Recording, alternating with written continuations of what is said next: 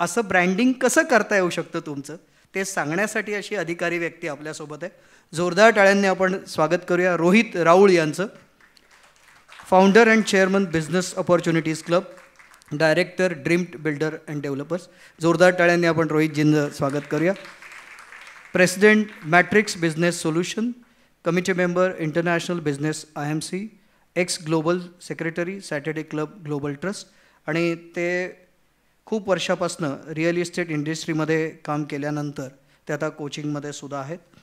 आणि he believes every ambition person must develop public speaking skills. त्यांच्याकडे public speaking skills असलंच पाहिजे. He recently started Rohit Rahul fitness group.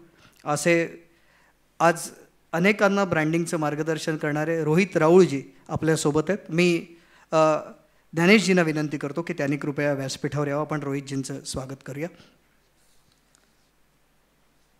पुष्पगुच्छ आणि त्यांना एक छोटीशी भेट देऊन आपण त्यांचं स्वागत करू. Gyanesh Chandekar, founder editor of आम्ही पार्लेकर. पुष्पगुच्छ आणि छोटीशी भेट देऊन रोहित राऊळ यांचं स्वागत केलं जातं.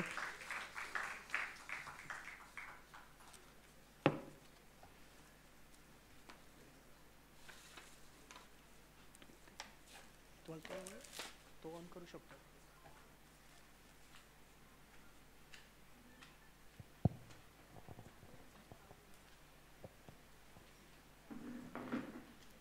माझ्याकरता सगळ्यात चांगली गोष्ट म्हणजे हँड माईक देणं, कारण तिथे उभं राहून बोलण्यापेक्षा मला असं बोललेलं जास्ती आवडतं. सो माझी ओळख करून दिलेली आहे. ब्रँड म्हटलं आहे, पण ब्रँड हा खूपच वाईड सब्जेक्ट आहे. त्याच्यामध्ये शेवटी त्यांनी उल्लेख केला तो आहे ज्याला पर्सनल ब्रँड म्हणतात. म्हणजे जेव्हा लता मंगेशकरांचं नाव घेतलं तेव्हा तो एक पर्सनल ब्रँड आहे. तर आज या पर्सनल ब्रँड ह्या विषयावरती मी बोलणार आहे.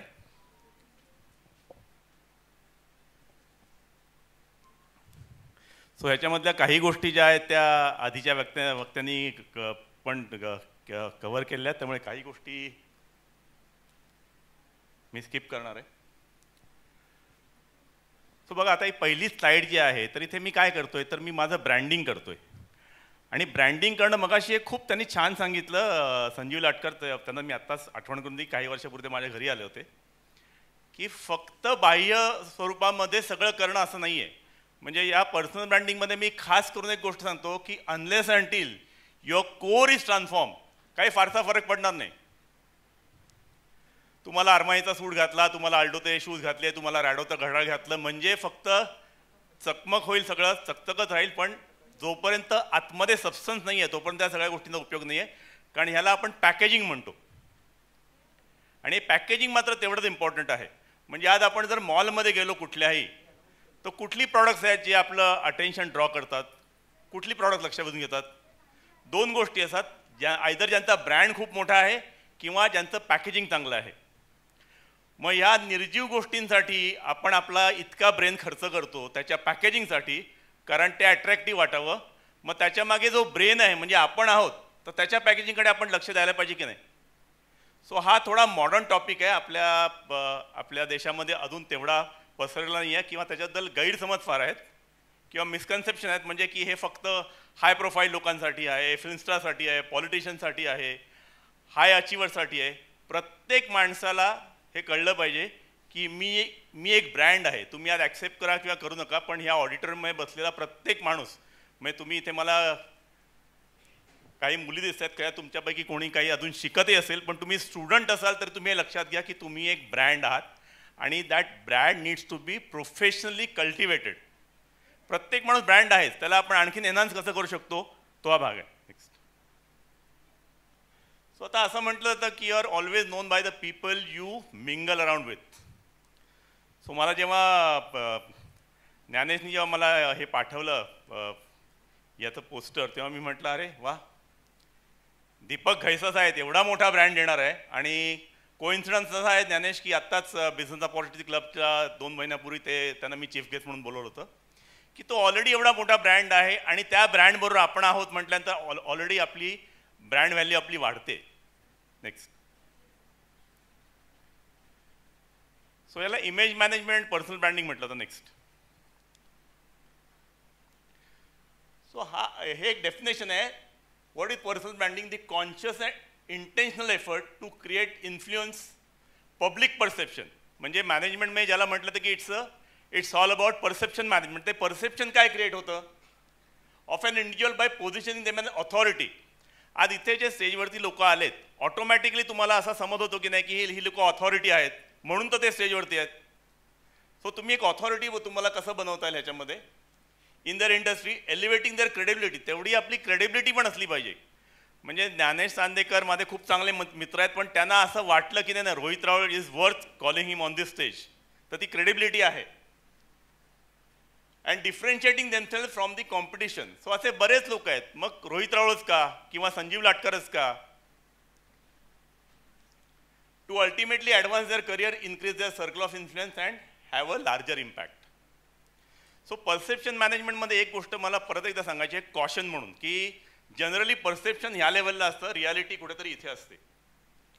आपलं काम आहे टू मिनिमाइज दिस गॅप. तर ही गॅप जर वाढली ना तर लोकांना डिसिल्युजन होतं की अरे या माणसाला भेटलो, पहिलं खूप चांगलं इम्प्रेशन क्रिएट केलं पण आता काही सबस्टन्स दिसत नाही आहे. तर असं होता का म्हणे आपल्याला कुठलीही गोष्ट जी आहे ना ती ब्लोअप करायची नाही आहे, फक्त जे काही चांगलं आहे ते हायलाईट करायचं आहे.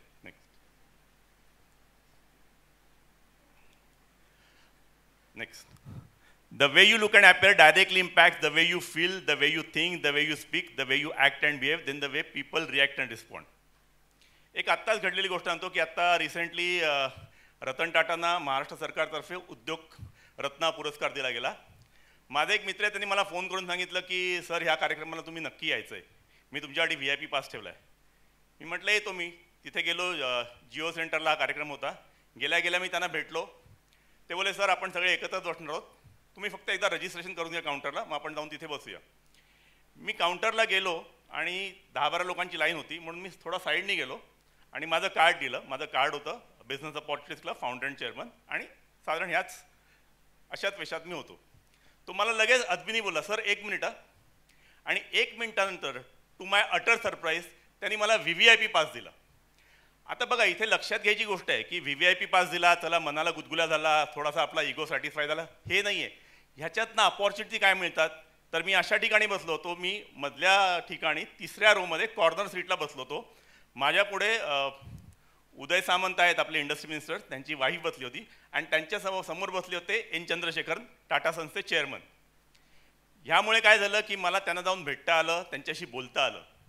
आता मगाशी यांनी सांगितलं की कम्युनिकेशन झाला की अशा इतक्या मोठ्या माणसाने तुम्ही काय बोलायचं हा पण प्रश्न असतो. मी त्यांना फक्त त्या 1 मिनिटामध्ये एकच गोष्ट चांगली सांगितली. मी म्हटलं it is so commendable that all 3 brothers you have reached the pinnacle of success. ते एकदम खुश झाले. म्हणजे तुम्हाला कसं रिलेट करता आलं पाहिजे माणसाशी हे कळलं पाहिजे. सो हाच आहे की लोक तुमच्याकडे बघून ठरवतात की काय, जरी आपण कितीही म्हटलं की आपल्याला फक्त ते बाहेरचं करायचं नाही पण त्या बाहेरच्याचं पहिलं इम्प्रेशन पडल्यानंतर मग तुम्हाला पुढची संधी मिळते. Next. So personal branding important काय आहे. A strong personal brand can help you build trust with others. आत्ता म्हटलं असं की तुमचा ट्रस्ट बिल्ड व्हायला पाहिजे. असंही म्हटलं होतं की without personal brand you are just a commodity. आज खूप असे लोक असतील की जे कम्युनिकेशनवरती बोलतात, जे नेटवर्किंगवरती बोलतात. मी तर स्वतः सॅटर्डे क्लब ही आपली मराठी उद्योजकांची संघटना आहेत, आपले 100च्या वर चॅप्टर आहेत. ती 3 वर्ष मी त्याचं ग्लोबल सेक्रेटरी म्हणून काम केलं आहे. त्यावेळेस मी मीडियामध्ये घेऊन गेलो. 2दा माझा आणि आमच्या भिडासाहेबांचा TV वरती इंटरव्ह्यू झाला. या सगळ्या गोष्टी केल्या पण तरीही मग नेटवर्किंगवरती बोलणारे एवढे लोक आहेत तर मग श्रीखंडे साहेबच का. सो हा जो फरक आहे तो त्यांनी पडतो. Personal brand is a reflection of one's deeper motivation and values. मी जेव्हा दीपकजींना भेटतो तेव्हा इट्स अ ट्रीट. म्हणजे की काय मोटिवेशन असतं ह्या माणसाला की त्यांनी एका फटक्यामध्ये लोक दमतात CA करता लोक सोडून देतात CA करणं. पण ह्या माणसांनी CA CS ICW एका फटक्यात केलं आणि एवढी मोठी कंपनी उभारली. आणि त्याचं एक वाक्य मला अजूनही आठवतं आहे की मी टिपिकल अमेरिकन माइंडसेटचा बिझनेसमॅन आहे. जेव्हा संधी आली कंपनी विकून मोकळा झालो. मी माझी मुलं माझी नातवंड करत बसलेले करत राहिलं नाही. सो असं प्रत्येक माणसाकडनं तुम्हाला काहीतरी त्याच्यामुळे घेता येतं. आणि शेवटचं आहे it gives your organization identity. आपल्या ऑर्गनायझेशनला एक आयडेंटिटी मिळते. Makes your business memorable. तुम्ही जे काय काम करतायत ते जोपर्यंत लोकांना आजही इथे बरेच लोक येऊन भेटतील, एकमेकांना भेटतील, तुमचा बिझनेस लोकांच्या लक्षात राहायला पाहिजे, तुम्ही लक्षात राहायला पाहिजेत तर पुढच्या गोष्टी होतात. कारण कुठलाही मोठा माणूस बघा की त्याला कोण ना कोणतरी काहीतरी संधी घेऊन त्याच्याकडे येतं, त्या संधीचा उपयोग करून तो पुढे जातो आणि मग तो हायली सक्सेसफुल होतो. नेक्स्ट. आता ह्याचा फायदा काय आहे पर्सनल ब्रँड करण्याचा? सो याला मी असं म्हणतो की कॉन्शियसली पर्सनल ब्रँड बिल्ड केला पाहिजे. तर तुमची व्हिजिबिलिटी वाढते. सगळ्यांना आपल्याला माहिती आहे की visibility increases credibility increase profitability. प्रत्येकाला प्रॉफिट कमवायचा असतो. It builds confidence. तुमच्या स्वतःमध्ये कॉन्फिडन्स येतो की आपण कोणाशी बोलताना कुठेही जाताना आज स्टेजवरती मी एकदम कॉन्फिडंटली बोलतोय, कारण ती क्रेडिबिलिटी आहे, तो कॉन्फिडन्स आहे, पर्सनल ब्रँड आहे. Reputation management. प्रत्येक माणसाचं मार्केटमध्ये काय रेप्युटेशन आहे ते आपल्याला मॅनेज करायला लागतं. कधी कधी बऱ्याच उलटसुलट गोष्टी होत असतात, तेव्हा तुमचं इंटॅक्ट कसं राहील रेप्युटेशन हेही बघायला लागतं. Personal brand tells your story. आज आपण म्हणतो की स्टोरी टेलिंग इज एव्हरीथिंग, की तुम्ही इथपर्यंत आलात पण तुमची स्टोरी काय आहे, का झालं हे, कुठून असं झालं. जसं माझ्या बाबतीत मी नेहमी असं म्हणतो की माझा जन्म दादरचा आहे. पहिली 10 वर्ष दादरमध्ये होतो, नंतर मुलुंडला गेलो आणि मुलुंड वेस्टला मिनी कच्छ म्हणतात, म्हणजे एवढे गुजराती आणि कच्छी लोक तिकडे आहेत. या गुजराती लोकांकडे बघून बघून मला बिझनेस करण्याची प्रेरणा आली आणि हे मी प्रत्येक ठिकाणी कबूल करतो की त्यांची लाईफस्टाईल वेगळी, त्यांचं विचार करण्याची पद्धत वेगळी. हे बघून बघून म्हटलं नाही आपल्याला तर बिझनेसच केला पाहिजे. वेळेस घरची परिस्थिती काय होती, माझे आई आणि वडील दोघे एज्युकेशन फील्डमध्ये होते आणि हे सांगत त्यांनी आम्हाला मोठं केलं की धंदा करणे आपलं काम नाही, फक्त गुजराती, मारवाडी, सिंधी, पंजाबी लोकच करू शकतात, त्यामुळे तुम्ही या भानगडीत पडू नका. पण मग हा असा परिणाम होतो, तुम्हाला तुमच्या टार्गेट ऑडियन्सशी कनेक्ट करतं. तुमचे गोल्स जे आहेत, आपल्याला प्रत्येकाला गोल्स अचीव करायचे असतात, ते गोल्स तुमचे जास्ती अचिवेबल होतात. आत्ता म्हटलं असं बिल्ड ट्रस्ट अँड ऑथॉरिटी. आणि परत की जनरेट प्रोफेशनल अपॉर्च्युनिटीज. तुम्हाला जितक्या अपॉर्च्युनिटीज जास्ती जनरेट होतील तितकं तुमचं काम होईल. आता मगाशी जसा उल्लेख केला तसा की अपॉर्च्युनिटीज कशा जनरेट होतात, की मी सॅटर्डे क्लबचा ग्लोबल सेक्रेटरी झालो, त्यावेळेस मी सॅटर्डे क्लबचा साधा सदस्यही नव्हतो, पण माझं काहीतरी ब्रँडिंग होतं, त्यामुळे मला बोलावलं गेलं आणि मला हायेस्ट पोझिशन दिली गेली की ही ऑर्गनायझेशन तू पुढे चालव. आणि असं म्हणतात की हिस्ट्री रिपीट्स इटसेल्फ. तसंच झालं की IMC सारखी जी संघटना आहे, इंडियन मर्चंट चेंबर्स, सगळे साऊथ मुंबईमधले टॉपचे गुजराती आणि मारवाडी तिथे मेंबर आहेत, 3rd जनरेशन 4th जनरेशन. पण तिथे पण मी बाय इन्व्हिटेशन गेलो, तिथेही मी मेंबर नव्हतो. सो तुम्ही जे काय काम करता ते लोकांपर्यंत पोचलं की तुमचा ब्रँड तयार होतो. सो ऑथेंटिक काम करण्याची गरज आहे, पण ते मगाशी म्हटलं यांचा विषय तसा की ते प्रॉपरली कम्युनिकेट पण लोकांना व्हायला पाहिजे. नेक्स्ट. सो याच्यामध्ये 4 गोष्टी आहेत. नेक्स्ट. सो वॉर्डरोबमध्ये नॉट नेसेसरी की तुम्ही प्रत्येक वेळा सुटामध्ये असलं पाहिजे, पण निदान आपण व्यवस्थित तयार होऊन राहायला पाहिजे. मी तुम्हाला खेदाने सांगतो, ज्यावेळेस मी सॅटर्डे क्लबचा चार्ज घेतला त्यावेळेस लोक स्लीपर घालून बिझनेस करण्यासाठी यायचे. तुम्ही एक प्रॉपर अटायरमध्ये आलं पाहिजे, हे तर नक्की मान्य आहे. नेक्स्ट. स्वतःचं प्रॉपर ग्रूमिंग केलं पाहिजे. आता हा फोटो जो आहे हा माझा मुलगा आहे. हा फोटो मी सोशल मीडियावरती टाकला होता आणि आम्हाला दोघांना एवढ्या प्रचंड कॉम्प्लिमेंट्स मिळाल्या.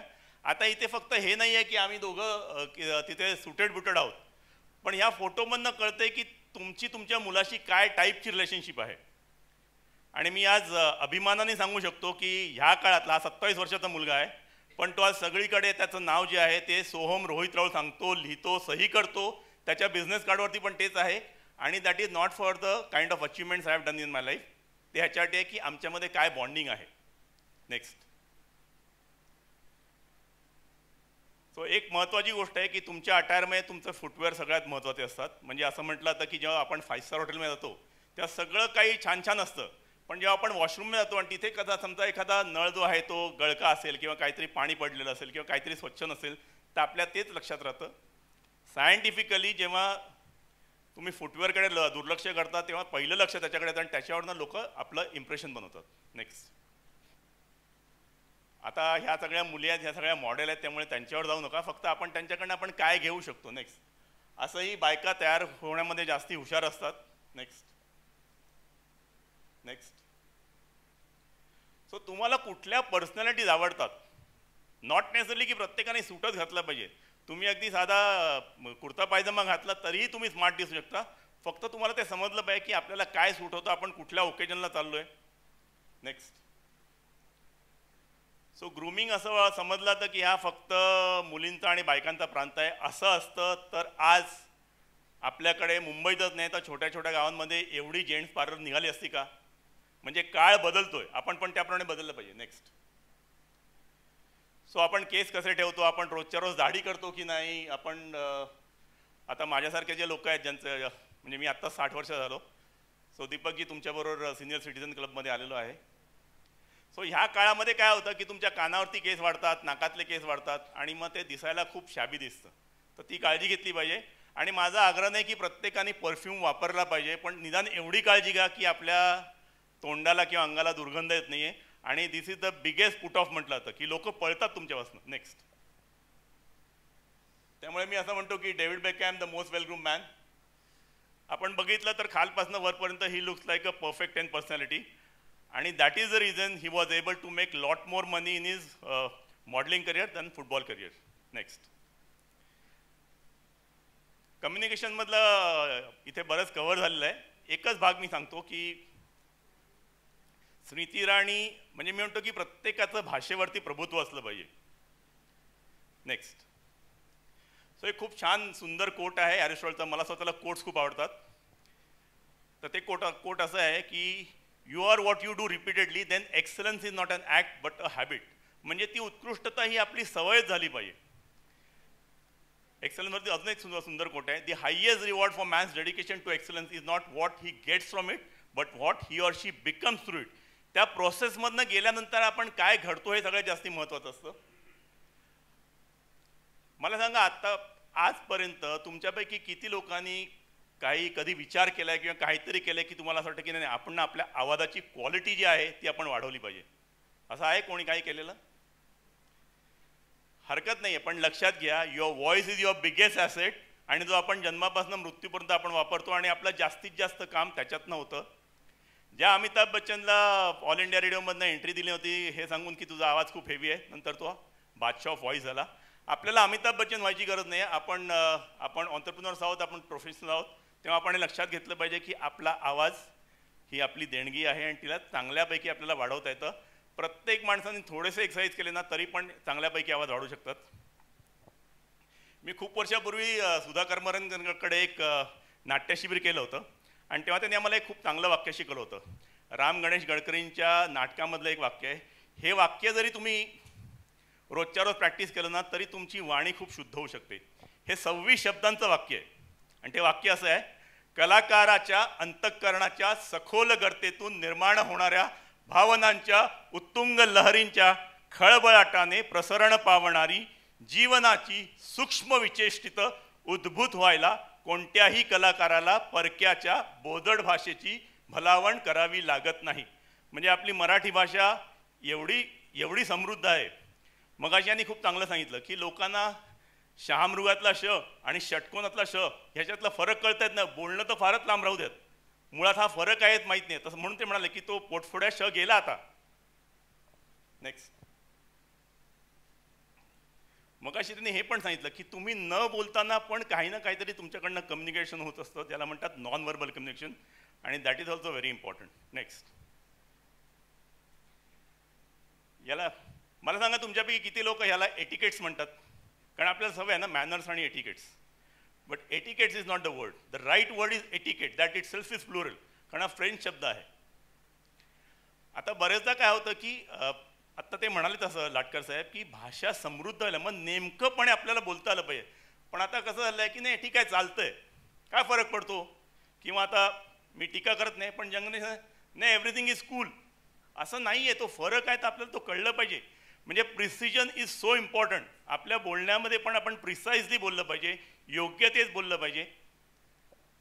त्यामुळे तुम्ही शेक हँड कसा करता, तुम्ही दुसऱ्यांना आपलं बिझनेस कार्ड कसं येता, आतमध्ये येताना समजा तुमच्या बरोबर कोणी असेल तुम्ही त्यासाठी दरवाजा उघडून ठेवता की नाही, तुम्ही लिफ्ट मिळताना तुम्ही पटकन घुसता की तुम्ही लाईनमध्ये उभे राहता, पब्लिकमध्ये मोबाईलवर बोलताना तुम्ही जोरजोरात बोलता की हळुवारपणे बोलता ज्यामुळे लोक डिस्टर्ब होणार नाहीत. आणि हे सगळं करताना लोक तुम्हाला ऑब्झर्व करत असतात आणि तुमच्याबद्दल मतही बनवत असतात. सो एक साधी गोष्ट आणतो की लोक कशी मतं बनवतात. मी कोणाच्याही कॅबिनमध्ये गेलो तो उठल्यानंतर मी ती खुर्ची सरळ करून जातो. जर बाहेर फुटवेअर काढायचं असेल तर मी फुटवेअर काढून आयदर स्टँडवर ठेवतो किंवा मी ते सरळ तरी ठेवतो. काढले तसे पडले तसे आडवं तिडवं पडलं असं नाही करत. सो या प्रत्येक गोष्टीतनं तुमचं एक इम्प्रेशन तयार होत असतं. नेक्स्ट. आणि ह्याचाही उल्लेख झाला की body language. So body language सगळ्यांची स्ट्रॉंग आहे असं आत्ता लाटकर साहेब बोलले. पण बॉडी लँग्वेज हे इतकं महत्त्वाचं आहे की वेस्टर्न कंट्रीजमध्ये जेव्हा आता नरेंद्र मोदी पंतप्रधान झाले तेव्हा अशा किंवा त्या संबंधात जेव्हा लोक ती पोझिशन घेतात तेव्हा त्यांचं प्रॉपर प्रोफेशनली ग्रूमिंग होतं. आणि आज मी हे मी सांगतोय, कुठे लिहिलेलं नाही, कोणी असं बोललेलं नाही, पण जेव्हा मोदीजी पंतप्रधान झाले तेव्हा त्यांना रिअलाईज झालं की I could become CM and PM through my RSS background which is simple living and high thinking. पण आता मला जर वर्ल्ड लीडर व्हायचं असेल तर I need to transform myself. आणि त्यांचं कम्प्लीट ट्रान्सफॉर्मेशन तुम्ही बघू शकता की ते कसे बोलतात, कसे चालतात, कशी भाषणं देतात, कसं त्यांचं प्रत्येक इंटरव्ह्यूच्या आधी ग्रूमिंग होतं. And that's why he has become a huge global brand. आणि ह्याचंही एक उदाहरण मला दीपकजींनी मागच्या वेळेला दिलं की ते कुठल्या तरी देशामध्ये गेले होते आणि ते म्हणाले की मी तिकडे जाऊन मी मोठमोठ्या CEOशी बोलत नाही, मी ग्राउंड लेवलला जी माणसं असतात त्यांच्याशी बोलतो. तर ते कॅबमध्ये बसले होते आणि ते ड्रायव्हरशी बोलत होते. तर ड्रायव्हरने विचारले विच कंट्री आर फ्रॉम, आणि ते बोलले इंडिया. तर तो माणूस लगेच बोलला ओ मोदी. सो हे ब्रँडिंग आहे. आणि तेच ब्रँडिंग आज बरेच लोक जे इंटरनॅशनली ट्रॅव्हल करतात ते सांगतात की 10 वर्षापूर्वी इंडिया म्हटलं तर लोक फारसा भाव द्यायचे नाहीत, पण आता इंडिया म्हटलं की बऱ्याचदा लोक उठून उभे राहतात. सो हे ब्रँडिंग आपलं आहे. आणि या ब्रँडिंगनी मध्ये आनंद महिंद्रा पण हेच बोलले की मोदींनी काय केलं. मी मोदींच्या प्रचारासाठी आलो नाही आहे, मोदींचा प्रचार ते शिवाजी पार्कला करतायत. फक्त जीच लक्षात घ्या, आनंद महिंद्रा म्हणाले की त्यांनी आपल्या देशातल्या लोकांच्या मनामध्ये एक आत्मविश्वास जागवला की आपण जगातल्या कुठल्याही लोकांपेक्षा आपण कमी नाही आहोत आणि आपण रॅपिड प्रोग्रेस करू शकतो. नेक्स्ट. सो खूप इंटरेस्टिंग स्टोरी आहे. हे जे यंगस्टर्स लोक आहेत हे मला एका इव्हेंटमध्ये भेटले होते. एका सिनियर माणसांनी त्यांच्याशी माझी ओळख करून दिली आणि त्यांना म्हणाले की तुम्ही हे अवॉर्ड फंक्शन करताय. त्यांना मॉरिशसला मराठी फिल्म अवॉर्ड फंक्शन करायचं होतं, तर तुम्ही रोहित रावळला भेटा, ते तुम्हाला तुमच्याकडे योग्य व्यक्ती आहेत. तर त्यांनी मला अप्रोच केलं, म्हणाले सर आम्हाला तुम्ही मदत करा स्पॉन्सरशिप मिळवून द्यायला. मी म्हटलं मला असं बाहेरनं काम करायला आवडत नाही, जर काहीतरी इंटरेस्टिंग असेल तर you should take me on board. मग त्यांनी मला ऑन बोर्ड घेतलं स्ट्रॅटेजी प्लॅनर म्हणून. मग आम्ही मॉरिशसला गेलो. नितीन देसाई आर्ट डिरेक्टर हे माझे खूप चांगले मित्र होते, म्हणजे मित्र म्हणूनच नाही पण आता तो नाही आहे जगामध्ये, त्यालाही मी याच्यामध्ये इन्व्हॉल्व केलं होतं. आता तुम्ही बघा की इथे परत मी सांगत नाही आहे की माझा किती मोठेपण आहे, पण काय होऊ शकतं. त्यांची कंपनी, त्यांचा इव्हेंट, त्यांचे पैसे, यावर जस्ट अ कन्सल्टंट. आणि आम्ही डेप्युटी प्राईम मिनिस्टरना भेटलो होतो, ज्यांच्याबरोबर मी शेक हँड केलं आहे ते डेप्युटी प्राईम मिनिस्टर आहेत. आणि त्यांच्या ऑफिसमधनं जे लेटर आलं ते माझ्या नावाने आलं. काय आलं असेल, कारण त्यांना वाटलं असेल की या ग्रुपमध्ये सगळ्यात हुशार माणूस हाच दिसतोय. सो तुम्ही काय बोलता. अजून एक गोष्ट तुमच्या किती जणांच्या लक्षात आली माहीत नाही की त्यांनी मला किती कम्फर्टेबल केलं आहे की त्यांनी नुसता हात नाही मिळवला आहे, तर त्यांनी मला असं मागून टच केलं आहे. याचा अर्थ काय आहे, बॉडी लँग्वेजमध्ये म्हणतात की क्लोजनेस दाखवणं. नेक्स्ट. हे अजून एक उदाहरण, डॉक्टर राधाकृष्ण पिल्ले he himself is a big celebrity. म्हणजे लक्षात घ्या की साध्या माणसापासून ऑलरेडी जो माणूस सेलिब्रिटी आहे, त्यांनी चाणक्यावरती PhD केलेली आहे, त्यांनी 15 पुस्तकं लिहिली आहेत. Currently is deputy director with Mumbai university. आणि जगातला पहिला सायन्स ऑफ लिडरशिप हा कोर्स त्यांनी 5 वर्षापूर्वी मुंबई युनिव्हर्सिटीमध्ये लॉन्च केला. नेक्स्ट. हे त्यांचं टेस्टिमोनियल आहे. नेक्स्ट. हे परत एक खूप प्रेस्टिजियस गोष्ट आहे की CA लोकांचं स्टडी सर्कल असतं. JB नगर अंधेरी हे स्टडी सर्कल जे आहे they have been rank number 1 in the country consecutively for last 18 years. आणि त्यांनी मला बोलवलं होतं आणि टॉपिकच काय दिला होता, image management and methods of personal branding for CA professionals. म्हणजे आज प्रोफेशनल लोकांना पण त्या ब्रँडिंगची गरज आहे. नेक्स्ट. हे मला एक इंटरनॅशनल एक्सपोजर मिळालं होतं. नेक्स्ट. या प्रत्येक गोष्टीतनं शिकण्यासारखं आहे. नेक्स्ट. ही काही टेस्टिमोनियल्स आहेत, तुम्हाला टेस्टिमोनियल मिळणं गरजेचं आहे. आता बघा इथे काय लिहिलं आहे, it is not enough to be the best. तुम्ही बेस्ट नुसतं असून चालणार नाही, you should be known and seen to be the best. ते आपल्याला कसं करता येईल याचा विचार करा. नेक्स्ट. आता मला सांगा what do the legends have in common. कोणी सांगू शकेल यांच्यामध्ये काय कॉमन आहे. बऱ्याच गोष्टी आहेत राईट, पण एक गोष्ट कॉमन आहे की या तिन्ही जणांनी त्यांचा पर्सनल ब्रँड हा कॉन्शियसली बिल्ड केला आहे. आणि आता त्यांची टीम जी आहे त्या 24/7 ऑन असतात to enhance their personal brand. आणि त्याच्यामुळे आज सचिन तेंडुलकर रिटायर होऊन 10 वर्ष होऊन गेली तरी त्याची ब्रँड व्हॅल्यू तेवढीच आहे. नरेंद्र मोदी तर आत्ता पंतप्रधान आहे, ही इज रेनिंग PM. आणि of course Amitabh Bachchan at the age of 81 he is such a huge brand. आता आपण असं नाही म्हणत अरे हे सगळे लोक तर खूप मोठेच आहेत, माझ्या लेवलला मी काय करू शकतो.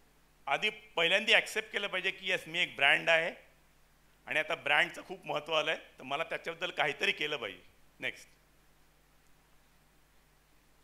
एक शेवटच्या 2 गोष्टी आहेत. आता ब्रँडचा थोडक्यामध्ये अर्थ काय?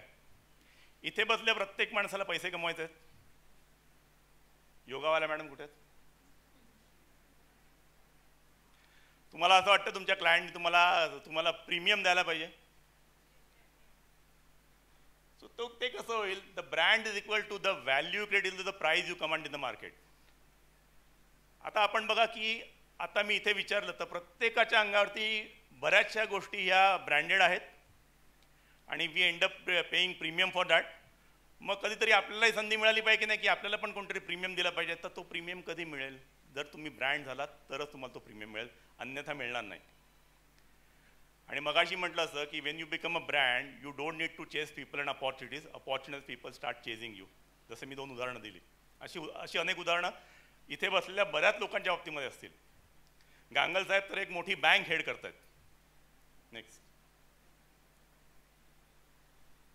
सो ही पण एक मला खूप चांगली संधी मिळाली की माझ्या एका मित्रांनी मला रोटरी क्लबमध्ये बोलवलं होतं आणि त्याच मित्रांनी ह्या लोकांना कनेक्ट केलं. हे आहार आहे म्हणजे Indian hotels and restaurant association, त्यांच्या नॅशनल कॉन्फरन्स करता त्यांनी मला स्पीकर म्हणून बोललो. सो मी मगाशी माझ्या बायोमध्ये सांगितलं की प्रत्येक माणसाने स्पीकर का व्हायला पाहिजे. तर स्पीकर तुम्ही झालात की तुम्हाला स्टेजवरती संधी मिळते. स्टेजवरती संधी मिळाली की तुम्ही शेकडो हजार लोकांसमोर येता आणि त्याच्यातनं तुमच्यासाठी बऱ्याच संधी तयार होतात. नेक्स्ट, आता सगळ्यात मोठं उदाहरण ब्रँडचं, लायनल मेसीचं जेव्हा कॉन्ट्रॅक्ट झालं होतं पॅरिस अँड जर्मन बरोबर, तेव्हा त्याला $41 मिलियन ॲन्युअल कॉन्ट्रॅक्ट होतं आणि $30 मिलियन त्याला दिले होते सायनिंग बोनस म्हणून. But in the first 24 hours on his arrival the club has already sold 8,32,000 Messi jerseys bringing in 105 million in revenue. That is called power of brand.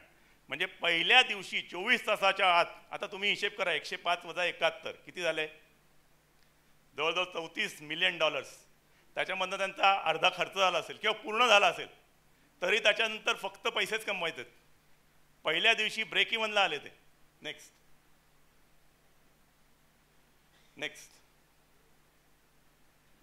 हे फक्त तुम्ही बघा आणि याच्यातनं काय इम्पॅक्ट होतोय बघा. नेक्स्ट, आता why it is critically important to build your personal brand? Because every next level of your life demands different you.